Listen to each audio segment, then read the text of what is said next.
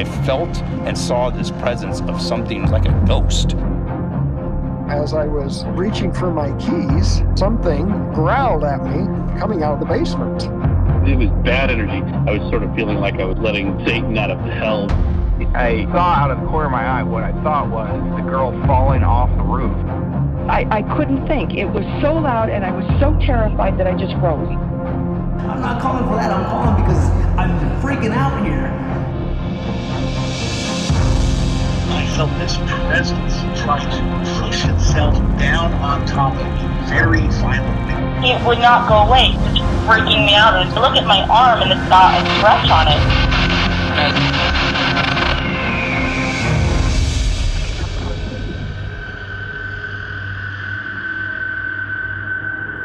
Welcome, everybody. Thanks for being here. We're very excited that you've showed up again, and we are extremely excited to tell you stories about Greystone, the ghosts of Greystone. My name is Clete. And I'm Chris. And we're those Keith brothers, and I worked at Greystone for 22 years. 18 years. There you go, 18 years. So we have a lot of knowledge about the property itself and mostly about the ghosts. So we're going to get into it right away, just getting right off the bat. Starting off, it's we're going to do the Grand Hall and then the card room, but let's start with the Grand Hall. Okay, the Grand Hall has apparitions for sure. We'll talk about those. It also has sounds. I don't want to tell you what kind of sounds because we're going to play them for you.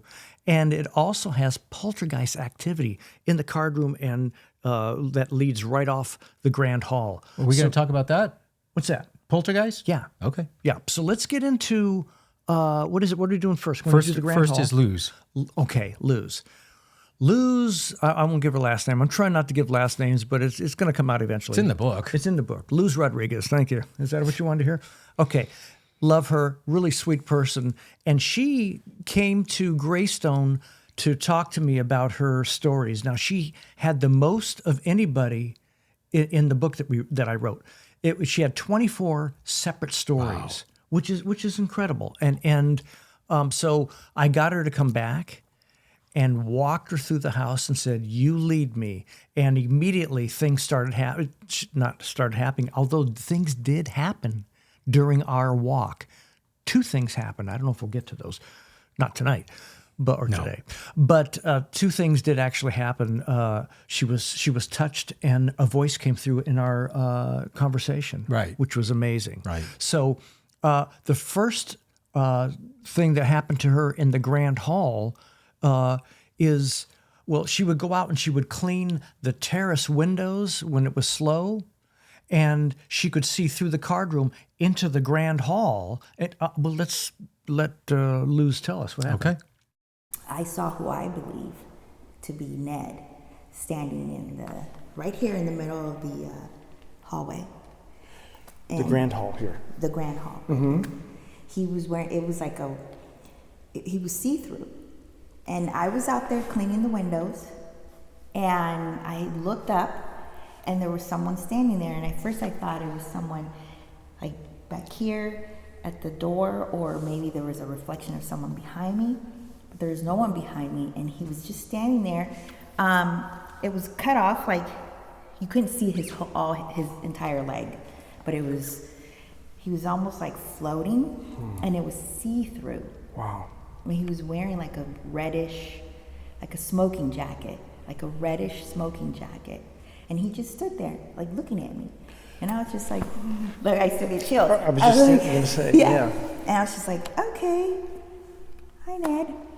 And then I thought, okay, my mind is playing tricks, because you see a lot of pictures of him, like he's got that like his actor screenshot, where it's just his head and his hair is neatly combed, and so I thought, okay, it can't be right. I couldn't see his shoes. It was like he was not fully materialized almost,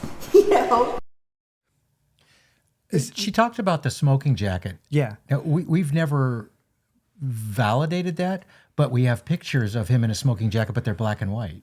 Right. So I never know. When they found him dead in the murder room, he was laying in what looked like a smoking jacket, and which is remarkable. Yeah, and one of the other things, several things in this. One is a lot of the people that you hear when we do these stories, you'll hear people with justifications because it's so bizarre. They don't know how to justify it, so they say, maybe I wasn't. Maybe I saw. I wasn't in my right mind. All that stuff. I've heard it all, and the idea that you would see. Now, do you see how she said she handled that? She said, hello there, Ned. Yeah. You think she was handling it like that? Well, I think she had things happen in her life where she had those abilities, so it wasn't... It's kind of normal. Yeah, for me, I saw it on myself. I would look at it and I just, it's over. I couldn't take it because it's too, and especially she's at the house alone. Yeah, she's by herself, it's and she's scary. seeing a guy, transparent, see-through. By the way, she said no legs, right, or one leg, whatever, one leg. But there are other stories of seeing people without any legs. Two other stories that I'm thinking of right now that are floating as well. So I thought that was fascinating. And that's not the only time she saw Ned, by the way. So isn't that pretty great? It is. It's excellent. I love that Another story. apparition story, by the way. Yeah. And this one is Brooke. Brooke. Okay. So Brooke is one of my favorite people. She worked for the city. She may still be working for the city. Sorry about that, Brooke.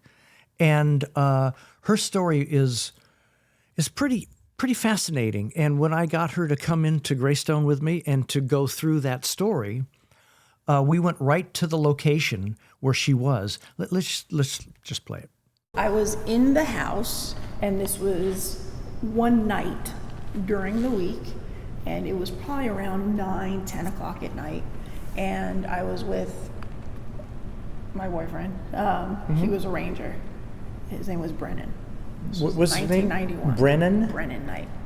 So we were in here about 9, 10 o'clock at night. Obviously, nobody's in the park. Nobody's in the house. We come inside here, and he goes to the bathroom right in here. In the ladies' bathroom. Right. Okay. So I'm waiting for him right here, and I'm just standing here, just kind of looking around, and I turn my head to the left, and I look right down the hallway right there. Mm-hmm. And I look right outside that glass door. Okay, right outside the west door. And again, it's dark inside the house. The only lights that were coming through would be the city lights. Mm-hmm. Okay. Through the card room. So this hallway is dark, and then you can see a little bit of lighting from outside.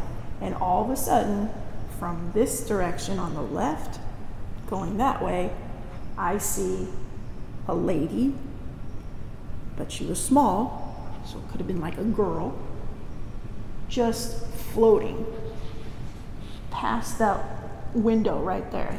Now, past the window, meaning on the outside? Outside. Okay. Wearing a white dress. And when I say she wasn't just walking, she was floating, because she was literally about 10 inches off of the ground.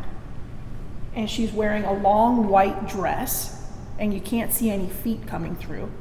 And she's just floating. And she's literally like floating, just bouncing like this. And went from this side to that side, and that was it. Now, could you tell what I'm asking this question for a reason, could you tell what her hair looked like? Do you remember? I honestly don't even remember if I saw any type of face. Okay. I was just so shocked that I saw a long white dress that was literally floating in front of my eyes. And it went over there, and that was that. God, I love these stories. What's the distance that she's saying? It went from there to there. About how far was that? Do you remember? If you're in the Grand Hall, standing where we were, which is right outside the card room in the Grand Hall, and we're looking west, which is to the west door. Right. So she's looking at the glass in the door. It's glass. So with like not stained glass, sorry, leaded glass. Right, it's leaded glass, and I'm going to say that glass is probably about 3.5 feet wide. Okay. So she's seeing the apparition go from right to left through that glass, and on. Now when you keep going, you're going into a wall another 4 feet, you're into the wall, into the murder room. Actually, that's where she is. Okay. So once it's a what we call the murder room, what they call what he calls. I don't think it's right. So, but the once again, we hear about a woman in white. That's going to be a theme throughout all these stories. We keep seeing a woman in white. Now, she said, I have to talk about this. She said that it was more like maybe a girl. That's going to be another theme as well. That now, was this a girl in white or was it a woman in white? We have both stories that are told by other people of women and girls. So we don't know if it's the same person, same spirit, what have you. But and imagine, that's it. Honest to God, I had the privilege of working there all those years. But if you're in there at night, it changes everything. You can be in there during the day during an event, and you know what it's like. You're in no there. Big deal. What a beautiful place. At night, the atmosphere changes, the barometric pressure, everything changes to allow the spirits to show. I believe. And it's a little creepy. I have to say, I feel a little creepy. I don't feel any vibe or anything, but it is creepy. Yeah, it just changes everything. And those that have the gift feel the creep, feel the vibe.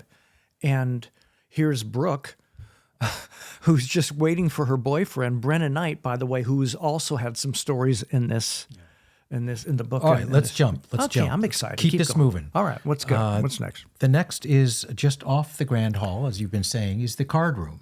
Oh, okay. Yeah. So it's little history of the card room, and then we'll get to Dan. Okay. So is there anything there about Martin? Because I thought I had a story of Martin. We do have Martin. Yeah. Sorry. Can I yes, talk go about ahead. that? Okay. Go ahead. Because that was This one of is still in the Grand Hall. Yeah. So Martin was a what do you call it? A porter, day porter. So he'd come in and clean, and he was there for maybe a year or something like that, maybe a little more. But he would come in and clean, and Martin had the gift. So again, here we go. Luz has the gift. Steve Clark has the gift. Juan Andrade have. It's really pretty crazy. Yeah. And so maybe they're drawn to it, like you said. Maybe there's just something about working there, or I don't know. Well, Martin had some things happen to him when he was a child, and I'm not going to talk about them because they were very personal, but boy, oh boy, were they horrifying. So, and by the way, the anonymous police officer that's down the road in these stories, he has the gift as well. Oh. And he had a thing happen to him as a child that is off the charts horrifying. But Martin had something happen to him. So I think it happened to him when he was a child because he has the gift. Mm-hmm. So he comes in and he'll be on throughout the show talking about things that happen. He's a very quiet guy. But this time he was in the Grand Hall. Right. And he was cleaning and something, I'm not going to tell you what happened. Something happened. Something happened. Okay. Yep. This was in the Grand Hall. Mm-hmm. And it would honestly sound like there's a gunshot being fired in the house. It would echo so loud, I couldn't tell if it was either coming from upstairs or on the bottom floor. I have recordings of that, but I've never heard it in person. Really? With my own ears. But I have tons of recordings of what sound like gunshots, but you actually heard? Yeah, it sounds in the house, it echoes in a way, it sounds like a loud snap. Mm-hmm. Like almost like a clap maybe, mm-hmm. but it's really loud. Who knows which way it's coming from. I've always wanted to see if I could hear that, and I never have. Because you know what? During the time that they have the plays, they reenact it on the staircase. I honestly feel like, and they have that snap, bang. Mm-hmm. I honestly feel like it's like doing the same thing by the staircase, snap, that bang. Okay. Wow. Yeah, is that wild? Yeah. So what he's referring to is he said when they do the play, there was a play called The Manor. I don't think they're doing it there anymore. They would come in, and it was a play called The Manor, and it was based upon the family, the Doheny family. And at the end of the play, on the stairs by the grand, it's interactive, right? The play is interactive. Yeah, the you go crowd from room follows. to room. There's like 4 or 5 rooms you go into, Right. which is kind of cool because it's only on the first floor, not on the second floor. But the cool thing about it is you get to do the interaction. But the not so cool thing to me was at the end of the play, they have a scene where someone gets shot. Now we know that people got shot in that mansion, and here they are doing a play where somebody gets shot. I didn't think that was the greatest of taste. Yeah, my own opinion. I agree. But it's like, I'm not sure that was the best thing to do in there. And reason being, they're trying to come up with the story of the family and what happened, but it's also, there are spirits still inside that house. They're watching this. I know I sound like a complete nut, but I truly believe, I know they're in there. You're hearing it. Yeah. The spirits are in the house, and they're watching them reenact a play that isn't really what happened that night. Right. And at the end of the play, the guy has a gun and he shoots. And the gun is, well, it's with the blanks in it and stuff like that. So they can't have it like a 45, like Dirty Harry on the grand entry, but it's like a small 22. But it's still loud. It's still loud. Still loud. And we're gonna, at the end of this episode, we're gonna you'll get an idea what we're talking about. But that is pretty crazy. And I have recorded other sounds of guns in the house, and there's nobody in the house, and there are gunshots going off. And so what that is residual. It's, to me, the one recording I got on December 15th, 2015 is the gunshot that went off in the house. If you hear it, it's astounding, and it echoes, and it's loud, and it's like that is embedded into the walls of this mansion. And that kind of energy, that kind of vibration can do that. Now, we can't hear it with our own ears the way we are, but you use a recorder, which gets different, I guess, levels or what have you, frequencies. And I caught it big time. You'll hear it down the line. All right, let's get to... I'm excited tonight. I know you are. I love this. It's a good show. I love this. Yeah. Let's jump to now the correct one. Let's go to the card room. And Dan. Oh. This one is fabulous, and I love it because Dan's my buddy. Dan Hernandez. Okay, I'm going to say it. I know you don't want me to do, but Dan Hernandez, he's one of my best friends, and he is still up there. Tell him Clete sent you. So Dan was there and called me after a morning about what took place. He went from the card room to the terrace, which is right outside. There are doors that lead out to the terrace. You want to talk about that after his interview? Let's go ahead with Dan's interview. Okay. Right after this. My week starts on a Sunday. Mm-hmm. So I came in Sunday morning. Mm-hmm. This is probably about 8 o'clock in the morning. Nobody was in the park. I come in, open up the courtyard. I walk through the front door. I disarm the mansion, disarm the alarm on the mansion. And I knew we had a wedding that Saturday night, the day before. So I walked down into the card room and I was looking at the marble floor to see what damages, any spillage from that wedding. And yeah, the room looked dirty. It wasn't that bad, but it could use some cleanup. So I'm there, and then I go back outside. I walk up the steps. I exit through the front door. I walk around the mansion to the terrace, and I was looking at the slate, how much spillage and all that was on the slate. Maybe I needed to wash down, hose down. And when I get out to the terrace, all the card room doors were open. And they open to the terrace, right? They open to the terrace. Okay. When in fact, I was just in the card room and they were all closed. So immediately I get on the phone and I call Steve. Steve Clark is the other park ranger supervisor who works the Saturday. And I called him and I was in shock. And it's not like I was calling him to say, hey, you didn't lock up these card room doors. I was calling him because I was in shock and I really couldn't talk. And says, all these card room doors were open. He's like, I could have sworn I latched them all and we double checked. And I says, I'm not calling for that. I'm calling because I'm freaking out here. And he says, wow. And I said, this is unreal. They're all open. I'm standing here on the terrace. There's no one around. I said, and then again, these doors could not have been, the alarm could not have been set with these doors open. or ajar or moving all night. I was in shock, Clete, and again, you know, that is just another thing that reassured me that this place was active and they wanted my attention.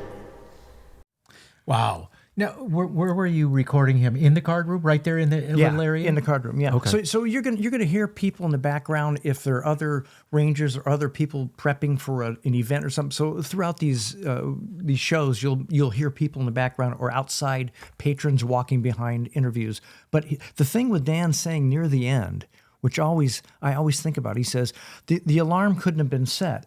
Well, he knows that they were closed when he walked in there. Right, He's looking. right. That's a justification again, because you just can't understand it. Now, let me tell you about how long it takes to get from where Dan is inside the card room out to the terrace. You walk up the grand steps there, the entry. You go out the door. You turn left. You turn left down some steps. You go down past the reflection pond on the right, and you're out onto the terrace.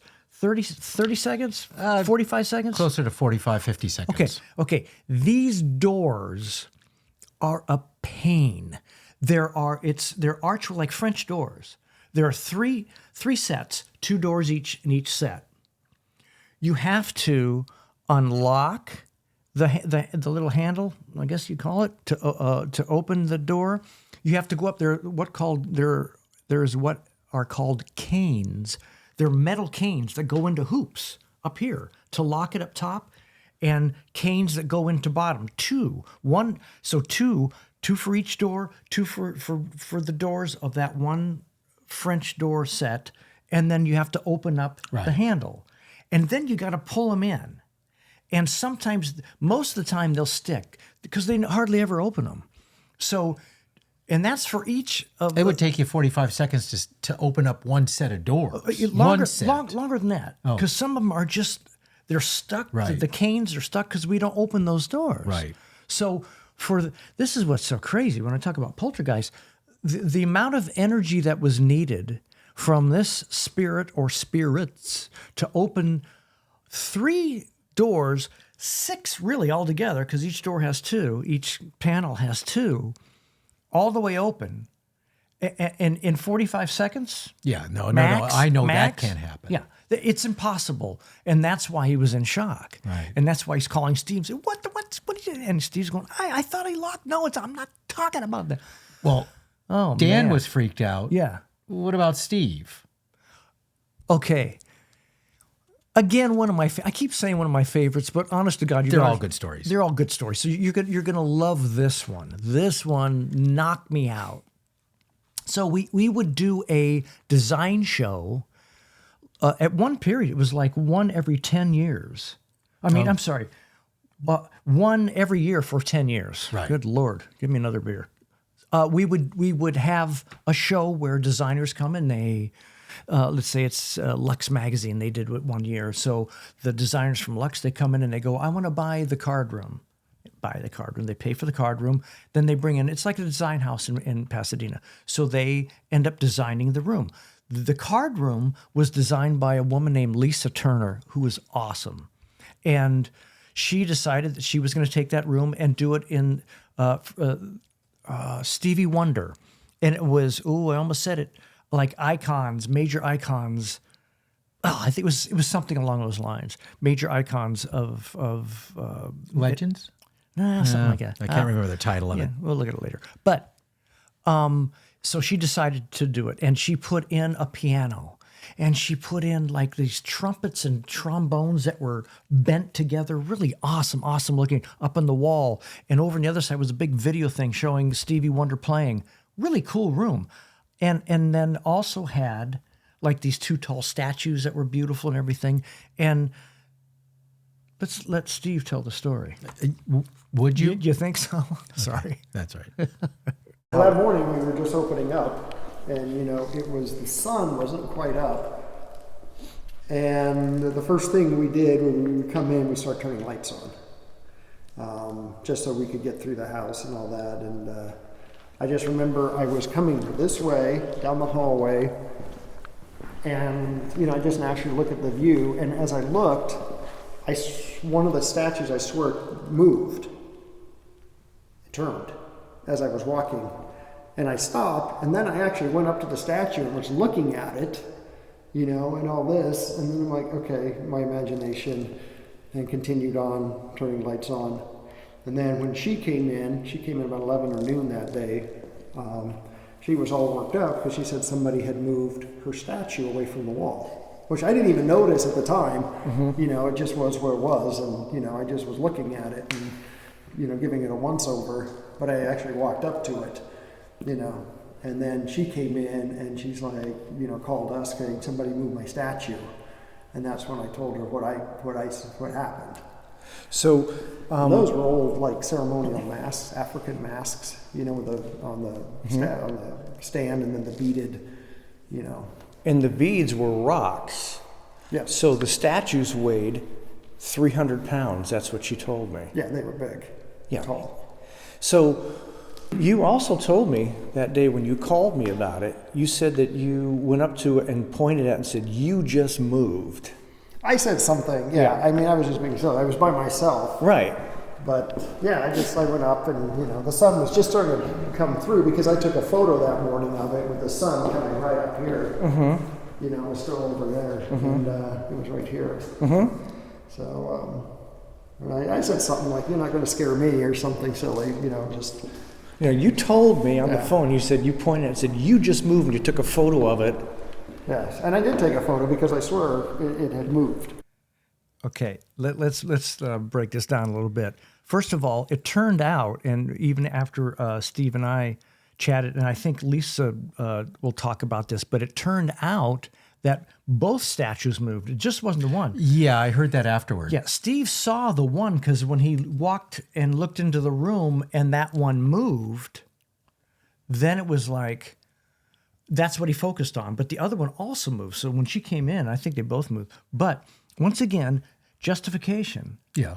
Like, you know, but then I don't know. But because it's, if you were to see these statues, they're really tall. They're like 6.5 foot tall. And the dresses were beads that were rocks that were hollowed out. Really, really on heavy. string. So it took 2 to 3 guys, and I think she may have even said, maybe she'll say 3 to 4 guys to bring these in. They were that heavy. And they're just sitting here and they move when he looks at it. I think it's just, I can't explain incredible. that one. Yeah. I can't. Yeah, for the skeptic or whatever, it's like you can't really justify that. Thank you. I brought that back around. But I tell you what. So after that, you talked to Lisa. I got a hold of Lisa because I wanted to find out what her thoughts were, and these were her thoughts. Oh, when I came in, it looked like, you know, I remember I had these really tall sculptures, and they were by an artist called Woodrow Nash. And these sculptures, you cannot move. One person, 2 people can't move them. I had to have a crew come in to even bring them in. And they we kind of made them, set them near the windows side by side in line. Basically, they were balanced within the room. And one morning I came in, and one, I think they looked like they were moved. One was up forward, and one was back, like it had moved. And what was so strange is it wouldn't be anybody could move these. And they were called, the actual sculptures are called spirits. And so, they're African, I guess, I don't know if he takes them for certain warriors or whatever, but there were spirits. And remember, we were laughing because this had really moved. And I was like, there's no way someone could move these, you know? And I couldn't even move them back or put them into position. Not even several people could move them. So I always thought that was really kind of, you know, we kind of use it as a joke. And I had no idea the mansion was haunted until I guess we spoke after that, right, about it? Right. So yeah, that was very, very strange. And they stayed in that position the whole time. Once they moved up, we just could not move them back, so they were there throughout the show. When they came in, there were 4 guys that had to bring them in. I think that was really It's just a real weird experience. And I was thinking, could someone do that? I mean, why would someone want to do that, even if it was 4 guys or whatever? Yeah, what would the point be, just to move that one statue to get you upset or something? What was the point? I don't know. It was just very, very strange. The mansion just has that feel. I mean, I don't care how many rooms you decorate, how much you do to it. It has this haunted or actually cold feeling to it, like not a warmth to it that most homes or mansions have. It's a very different feeling to it. I don't care what you do to it. I mean, and you've got all these talented designers. Whatever they do, it just never feels like you would say is a home. You know, it's something there. Yeah. It's something very cold about it. And probably at one time it was a warm kind of feeling about coming home, but it's definitely not a coming home feeling. Home. And Frank found that out, didn't he? Frank could tell you his experience because he had a wild one, and that was during the time everyone was touring the home, and he had come in, and I didn't even know what was happening. He didn't even tell me. He just left really fast, you know, and so I didn't know until when I got home what really happened to him.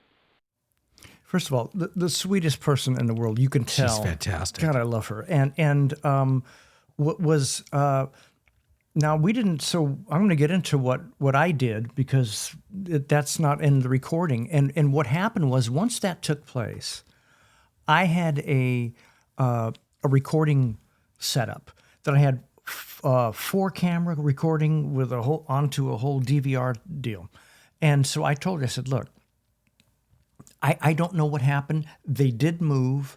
What I'll do is I'll put these cameras in your room for the full night, and we'll watch every angle, and we'll see what moves. And if something comes in, a spirit, whatever it's going to be, we'll catch it.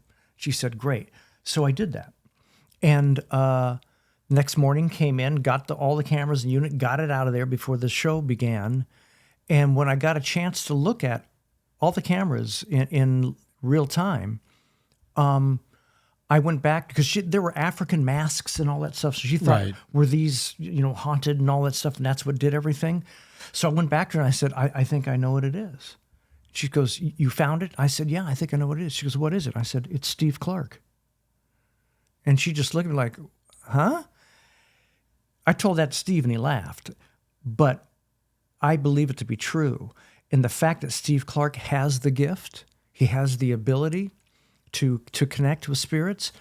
They can see that. Spirits can see that on the other side. They can see the aura. They can see the vibe that you can connect with them, and they're going to do whatever it takes to get your attention. And so a great way would be to move 600-pound statues toward you. So, and she was like, oh my God, she couldn't believe it. But she mentioned her husband, Frank. And these two together, they're just the greatest. And I didn't know anything had happened to Frank. I saw him at the show. He was there to support his wife, and he was in the room, Stevie Wonder's room, just looking and talking to people. And then at the end, after the show was over and they started taking things down, that was the time I'd mentioned to Frank, did somebody said something happened to you? He goes, oh my God. I said, I'll call you and let's talk about it. So I gave Frank a call to find out what happened the night of, I think was late afternoon, late afternoon of one of the shows. What happened to him? I toured the home, and I was kind of standing in the corner watching Lisa. Lisa was talking to some guests, and I felt this breeze go past me, and I got so cold. And I said, oh, it's kind of strange, what's going on? And then I got colder and colder to the point where I started shaking. And I was going to go tell Lisa, I need to leave because I'm just freezing. But I was shaking so much that I didn't want to approach her, and my teeth were chattering. And I didn't want to go to Lisa because I was literally shaking. I was so cold, and I didn't want to go to Lisa, and I was almost embarrassed, so I had to leave. And I said, the only thing I could think of was getting in my car and turning on the heat. So I got in my car and I turned on the heat and I said, I need to drive home. And I turned the heat up as high as I could get it. And I remember driving down Highland near Sunset, and I was still shaking. And I couldn't get warm. And I said, this is strange. I'm gonna go to Kaiser. So I drove to Kaiser, and I told them, I'm just shaking. I'm so cold. I don't know what's going on. So they took me in emergency, and I saw a doctor. And the doctor says, well, your oxygen is fine. We can't, you don't have a fever. I said, yeah, doctor, but feel my hands. He said, yeah, you're pretty cold. And he said, the only thing I can suggest is you take a cup of aspirin and go home and get warm. He said, you could be coming down with something. We don't know, but you don't have a fever. And I said, okay. And I just left, and I came home, and I got in a hot tub of water. And that's the only thing that really took away that feeling of cold. After about an hour, I kind of came back to normal, but it was very strange. Now that was back in before COVID, pre-COVID, 2018. Yeah. And you want to comment on the cold feelings? Yeah. So for those of us who are in the paranormal world, and for those of you who aren't, it's a known fact. And you can see it on all the shows, all the ghost shows that are on television and everything. A lot of times that when ghosts or spirits are around you, they go, oh my God, do you see how cold this is? Look at my arm. You see the goosebumps in their arms because they're dropping that temperature. They're gathering, I guess a lot of times they say they're gathering energy, and they become extremely cold. And there's another story up on the second floor servants' wing of someone that got really cold as well. And so when that happens, that's usually a spirit around you. Now, it appears to me, and this is just my feelings, that Frank was probably jumped, possibly. What do you mean by jumped? But the spirit went inside of him. Because I know. But to me, if that's the case, or maybe it attached itself. It didn't have to jump within his body. But is attached different? Yeah, attached is not within. You can attach yourself to someone and take a ride in a cab, but you're not inside the person in the cab. Make sense? Yeah. I don't think so. But anyway, a lot of times we had another guy who was jumped. You'll hear about him. This may be an attachment for Frank. Bottom line was that he ended up feeling so cold that he went to the hospital, and then when he went home and got in the tub, in a hot, warm tub, it was gone. And I think it just let go and got out. Yeah, you said he was cold literally from 2 to 8, 6 hours. Yeah, I mean, that's not a spirit going through you. I don't think so. To me, that sounds like an attachment. And Frank is not into paranormal. No. He's a normal, cool dude, nice guy. Not like Clete. Not like me. He's watching his wife do the show, and suddenly, boom, but he's in Greystone. He's in the mansion, and man, things like that happen. Crazy. I love that story. Yeah, it's a good story. Yeah. I love them. Yeah. Let's go to our sounds. Okay, so this is going to be this. I chose this sound because of what we just talked about. And Martin talked about a sound that he heard, and you'll hear it, and then we'll talk about it. But this is going to be Dan Hernandez.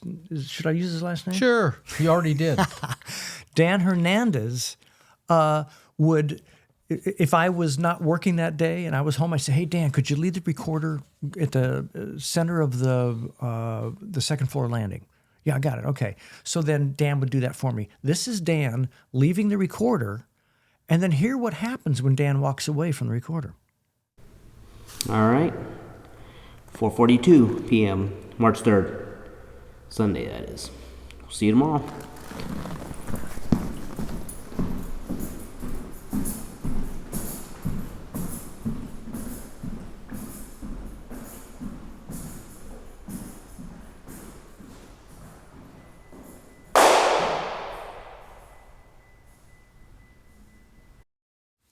Now, Dan, he was in there when that thing went off, and he never heard it. No, because he would have come back. Even if he... Right. Now, you can hear him walking away, and he's walking on wood, so that's the second floor landing. Bottom stairs it's marble. So he's walking away. If you go all the way to the servant's wing, you're still going to hear that. Oh, absolutely. And it sounds almost like a cap gun or like a 22 with... I don't know guns. Yeah, but okay. But point being, it's not a 45 like Dirty Harry shooting a gun in the mansion, right? So it's got what do they call it inside? Gunpowder? You mean blanks? Yeah, blanks. So it sounds like a 22 blank because I saw the play, and I saw them do the shooting at the end, and it sounded like that. And we're going to hear it again. Can we do one more? Sure. One more. Do you hear the echo? That's an empty mansion. That's a residual sound. Now, whether that was the night of the murder or suicides, or it was the night of one of the plays, and that's in the walls, that's the vibration that's still within the walls, I don't know. But it was there, and I even asked Dan, I played it for him, he goes, I never heard that. Never heard it. And he would have said something. He would have said, oh my gosh, I was in there and I heard it. Yeah. Yeah. I just love this place. I love these stories, and because they're all real, and it is one of the most haunted places that you'll ever attend if you go to the events that they have there. Yeah, it's great. It's just fantastic. It's great. Just a great place. All right, let's wrap it up. Let's wrap it up. Everybody, if you can, like, subscribe, join up so you know what's going on with us in future episodes. And if you have any comments about the show, leave the comments below or wherever. And also, if it's something personal and you don't want to leave it for all the public to see, go to ghostsofgreystone.com and send us an email and tell us your story, and you may make the show. Maybe tell us something about if you've had an experience at Greystone. Yeah, that would be fantastic, because maybe we can chat and put you on the show, which would be fun. Or have you sit in Chris's place. Well, and you're welcome to. Wouldn't that be better? And so listen. Next show. Yeah. The episode? What is it? Living room. Ooh. Living room is it's the biggest room in the house. Frank Koff, I'm going to get into all that stuff, why it's the biggest room and why it was built like the way it was. You talk about mists and black masses and orbs? Yeah. There were orbs. There were mists that we'll get into, a black mass that looked over the balcony to us down below. Oh. And sounds, actual sounds of voices. That's going to be a great show. Can't wait to hear it. Yeah, so listen, forget everything that you've heard tonight. The main thing is, just because you can't see it doesn't mean it isn't there. Thanks for being with us. We'll see you next show. 100 horses in 5 freight trains couldn't drag me into that early grave. I've cashed in the mistakes I've made, while God rode shotgun from 1,000,000 miles away. I don't wake in sorrow, I don't walk in shame, I don't deal in hearsay, I don't dwell in blame. Sometimes it's best to forget what I know and what they say, but this ain't that time, and this ain't that day.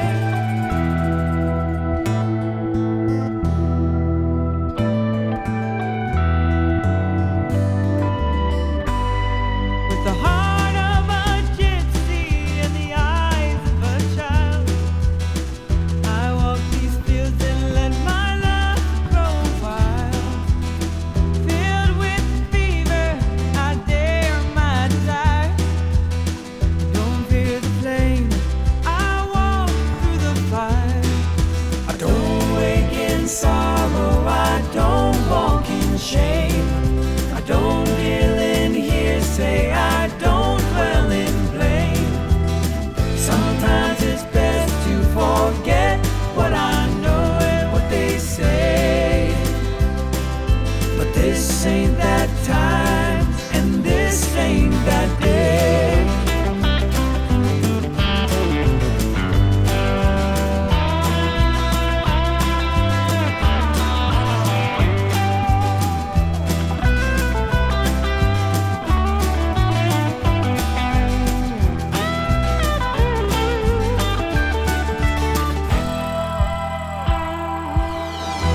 I'll keep riding till the trail grows cold, where the hillsides burn, amber and smoke. The sheep and the shepherd are lost on different roads, blinded by hate, blinded by hope. I don't wake in sorrow, I don't walk in shame, I don't deal in hearsay, I